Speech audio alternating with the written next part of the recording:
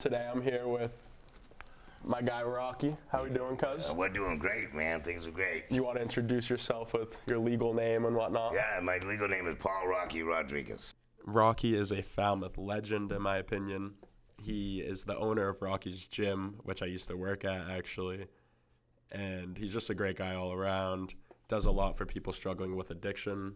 And he's also a part-time actor, which I forgot to ask him about in this interview. Carl Cavossa, thank you for coming in today. I really appreciate it. Thank you for having me.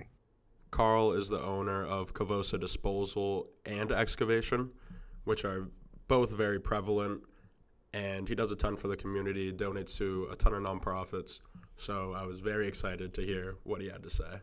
So with Rocky's Gym, I know it's not your only business venture.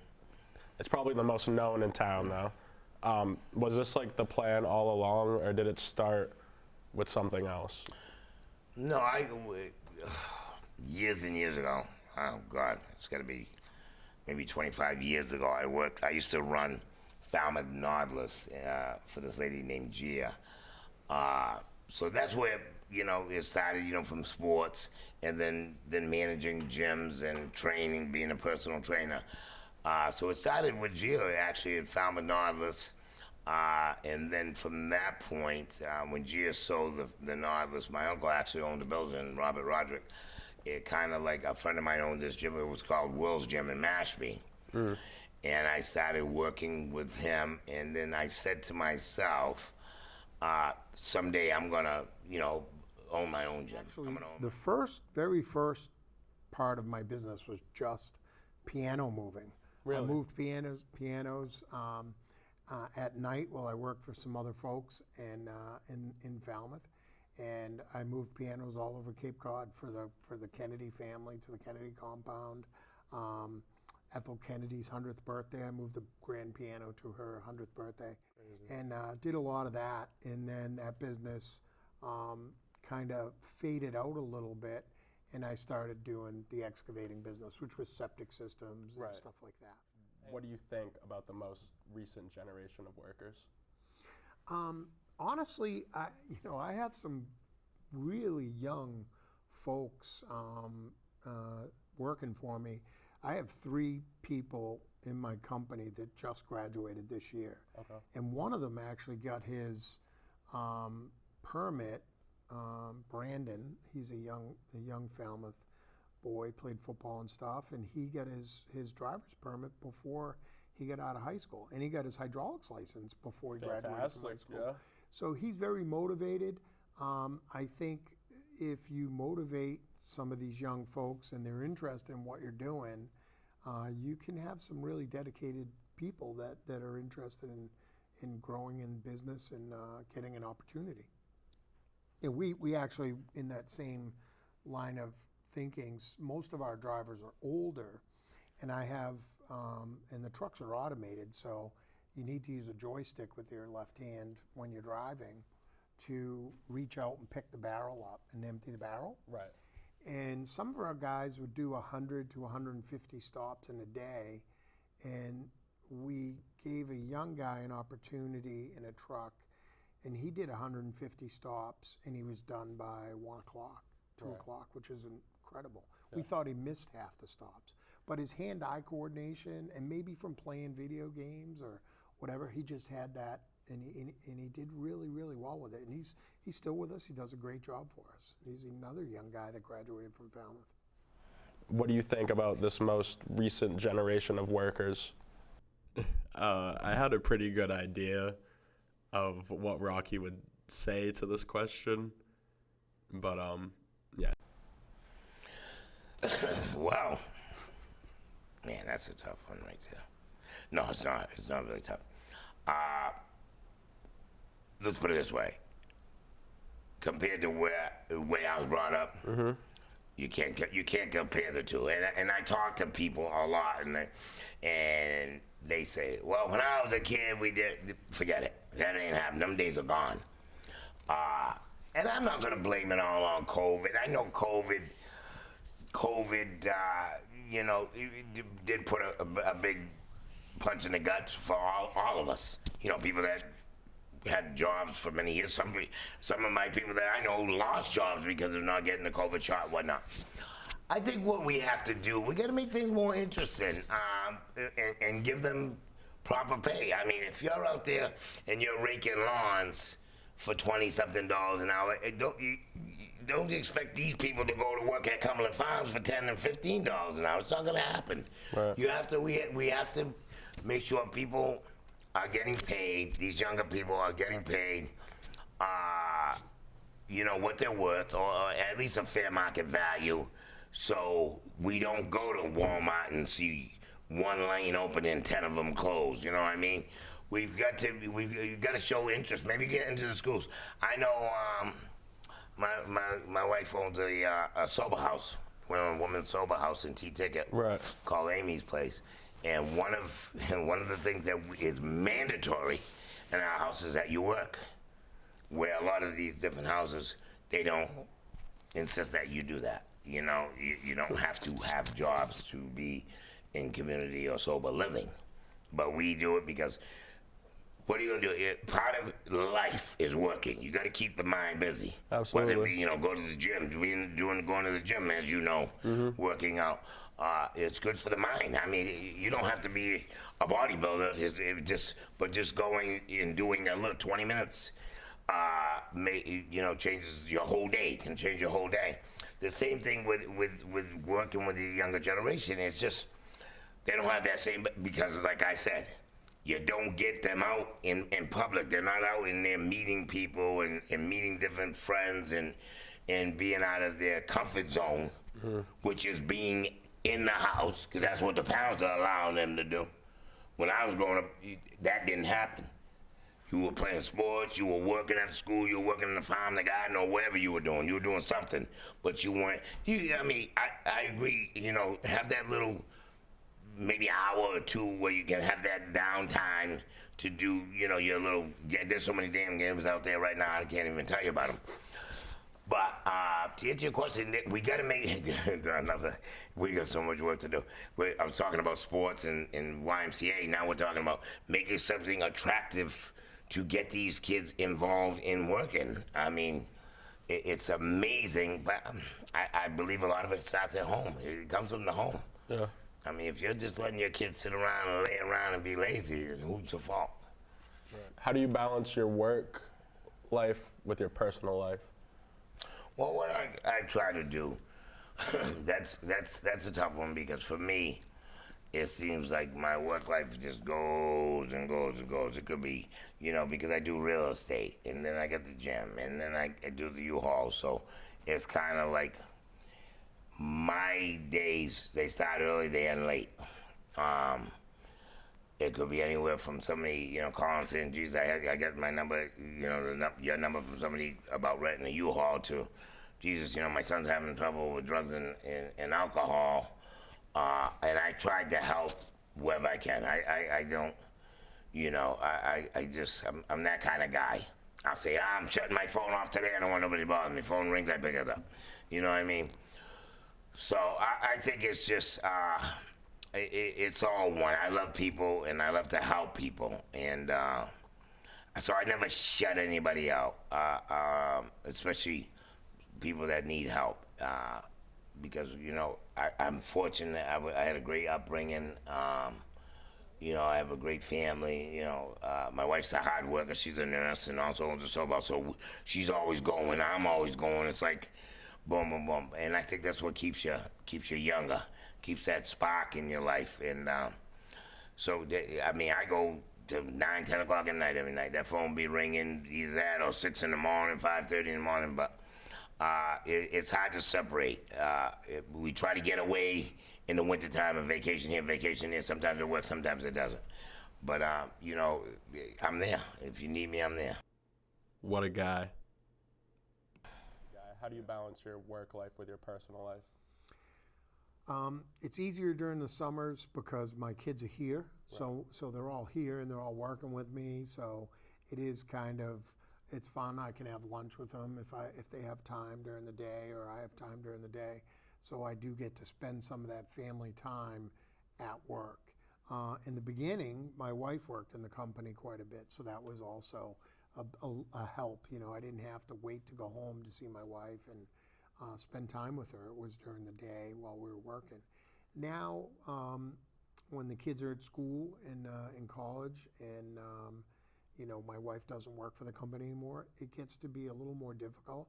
So I do take some days off here and there, and I leave work a little early, or we like to have breakfast together, so I'll go to work at 9 o'clock instead of 6 o'clock, or you know, 7 o'clock, you know.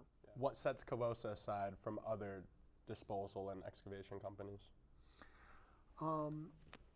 Well, on the disposal and excavation are distinctly different industries in the sense that a lot of excavating companies are family owned. Okay. You know, so when you think about the Patellos and the Tavareses and the Lynches, all family owned companies, and they probably operate under the same principles we do. Their families are very important to them. They're all family owned companies, and they take care of their customers really well.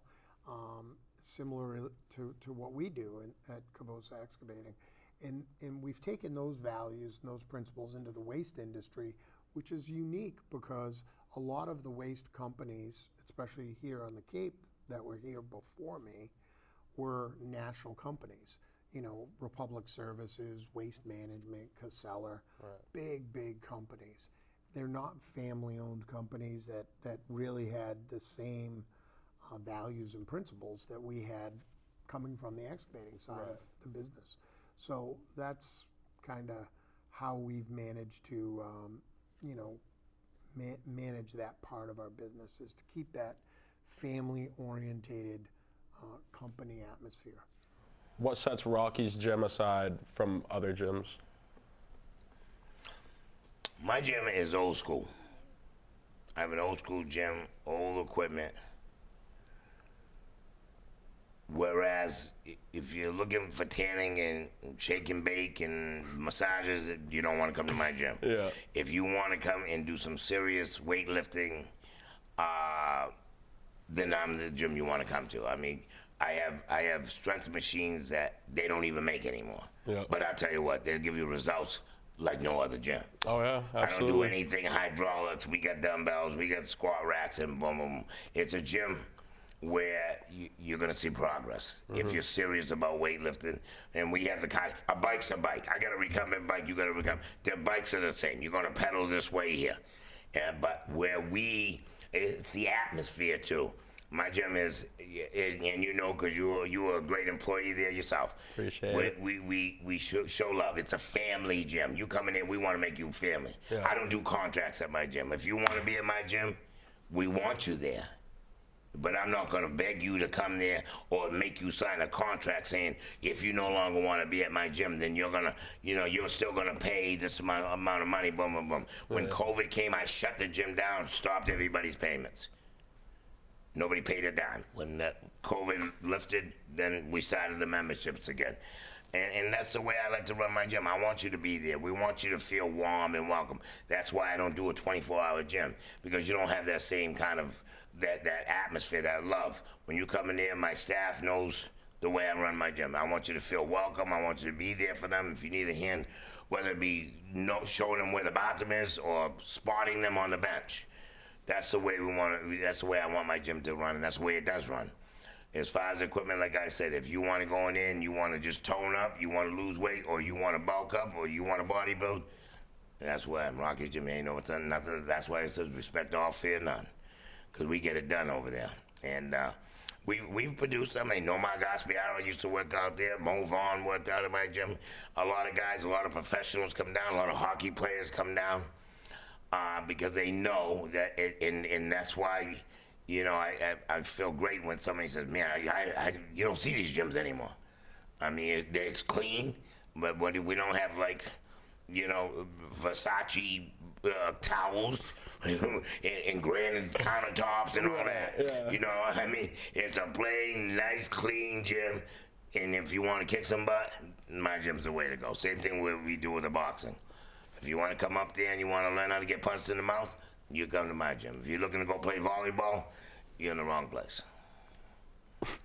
What advice do you have for aspiring business owners? Oof. What advice? Partners are for dancing. if you can do it yourself, do it yourself. It's really hard to manage a relationship, whether you're married to a person or you're in business with the person. Those challenges are real, and people change over time. You're in business for 10, 15, 20 years. If you have a partner, that partner is not going to be the same person you started with. Right. They're going to change. Their spouse may change. Their lifestyles may change. So I would say, try to do it yourself, and then don't give up. There's a lot of challenges along the way. There's a lot of roadblocks. Things aren't easy. Going into business, people think that shit rolls downhill. It doesn't. It all goes to the top. When you own a business, you deal with every problem. The problems don't go down, they go up. And you have to manage those problems. So don't get discouraged. That's really the best advice. Look for mentors in the industry. I did that when I started my excavating business. I looked for, Mr. LaRusso, who was a local gentleman, very philanthropic in the aggregate business, Mr. Lynch, two really local people who I looked up to and mentored with them and tried to understand how they managed their businesses and did so well. What advice do you have for aspiring business owners? The thing is that you're going to get these people that are going to try to knock you down, but as a business owner, treat people fair. Do good work. And give them a fair price. We're all struggling, man. We're all on the same. We're all under one nation under God, man. That song is 100 years old. We're all in the same boat. Take care of each other. Take care of your help. Take care of your people that you're working for. Take care of your customers. You know what I mean? Because you want them to come back and call you over and over again, not just a one-hit wonder. You don't want to do it. A lot of times, I know a lot of people, they go and they do nice work and they stick to customer, but it turns them off and that's, I'll never use them again. You don't want that. You want that customer to call you for everything. So I think my advice is to be respectful, treat not only your people that work for you fair, but the customer fair. And you'll have a successful business no matter what it is. Where do you see Cavossa headed, or do you have a vision for it in the future? Where do I see Cavossa headed? At some point, I'd like to take a step back and allow my kids to kind of steer the ship and decide what they'd like to see. And at this point, they want to grow the business and, still serve the communities we're in and, be in the excavating business and the waste business. At some point, we may focus more on the waste industry than the excavating industry, just because of the likes and wants of the kids and where their interests are. Yeah. But yeah, at some point, I see myself taking a step back and my kids kind of steer more of the ship. Let me rephrase that. Where do you see your, businesses going? Yeah. What do you want for them? It's funny you said that. I'm going to be 67 next August 11th. And I've got grandkids. I got my nephew Isaac. I got to put a toe in him all the time. But I would love to see, Rocky's going to be, I told my wife, God forbid, if I drop dead tomorrow, you open that gym tomorrow. That gym is going to stay open because that's my heart. That gym is my heart and soul. I would love to see Rockies stay Rockies for many, many years. Get interest from, hopefully, maybe my granddaughter, my grandson. I'm not going nowhere, not going wood for a long time. So as long as I'm kicking, baby, and I'm kicking, yes, sir. I'm going to be there. Rockies is going to be open. And I would love to see it stay open. I'd like to see it like one of these, these old Italian restaurants that you hear about in the North End. Oh my God, Giovanni, he's closing after 80 years. You know what I mean? I would love to see my family, somebody in my family, my nephew or somebody take it over. I'd oversee it just to make sure you're doing the right thing for a few years. But I would love to. To see it stay strong for many years to come. What do you want to be remembered for? Wow, it's a great question. I think giving back to the community is probably something that I'd like people to remember. I've always thought that, the community's been very good to me and my family, and we've been very fortunate.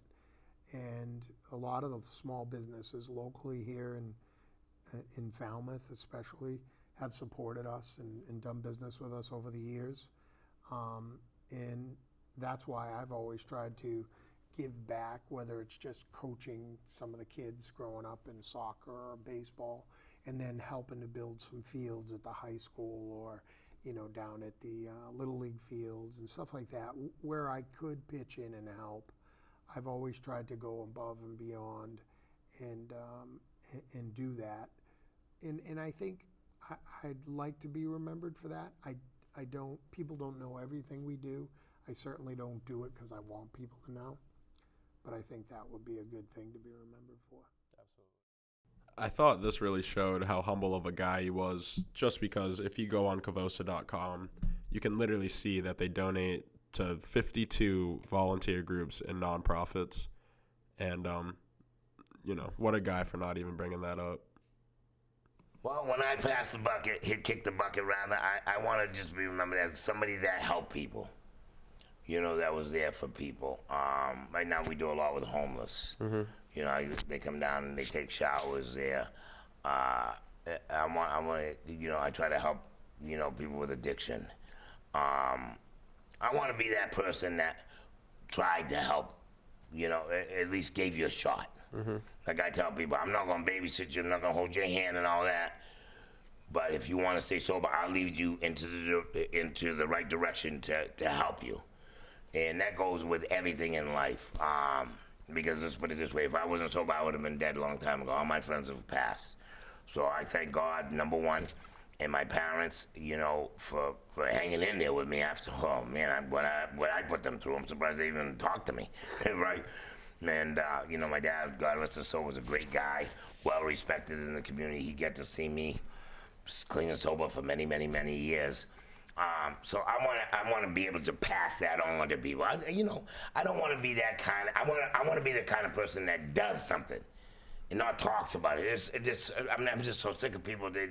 We should do this, we should do that. Yeah, we should. Let's go. Let's go. I'll let you call me tomorrow. Oh no. Tomorrow may never come. Let's go do it right now. And it's like I said, I want to be able to do something. I would love to see a program to help the youth in Falmouth. My daughter's Mashpee. They love my daughter. My daughter's one, she works for the tribe. I even work with the tribe. They work with me. And we're all on the, some of us, not all, are on the same page as to make this just a better place, man. Just, so people can be a little happier and maybe not as negative and angry, and because I don't tolerate that. You come in my gym in the morning, man, there was a guy came in the other day in a bad mood. I told him, you're in the wrong place, bro. See you later. Don't come in here like that. Go out there, come back in the door with a different attitude. He came in there like he was just wanting to kill people. I told him, no, you got the wrong place. And I'm having a good day. We woke up this morning. You're not going to come in here with your negativity and try to put it on me. So now I have a bad day. Yes, wrong place, wrong guy. See you later. People just have more respect for each other. When you go to the line and stop and shop and woman's behind you, let her go ahead of you. I mean, if you're going out the same door, open the door for the woman, like we did in the old days, like your parents did. I mean, so, if I can teach, I know my kids, my nephew, very polite, and I instilled that in him. And I told him that very young, this is what you do. For elderly people with handicaps. We do a lot at the gym. I got two guys in a wheelchair. I got a guy who had a stroke, a woman with an aneurysm. Just help people. Just don't be selfish. I want to be remembered as not being selfish. That's what I want to be remembered as. Everyone, thank you. Carl Cavossa, thank you for coming in today. Thank you for having me. Yes, sir. Thank you. Appreciate it. You know what I mean? Rocky, thank you for coming in today. I appreciate you. My man, it was a pleasure. I hope I could touch somebody out there. And if anybody, wants to get involved and jump on my bandwagon, you can reach me at 508-444-6421. That's Rocky's Gym. If your kid's having a little problem, maybe bring them up to the boxing class. We can get that little problem, straighten them out a little bit. Yeah. We've done that many a time, and to the community, man, let's get busy. Let's start talking about it, and be about it. Yes, sir. Thank you. All right, my man. God bless. Yes, sir. All right. Yeah, so that's about it for the interview. I appreciate anyone that watched it and stayed till the end. This is kind of just something that I had to do for my internship, but I don't know. It's kind of a cool hobby. I might keep it going, interview other people, other business owners. Who knows? But if you liked it, drop a comment, drop a like. Really appreciate it. Thank you, guys.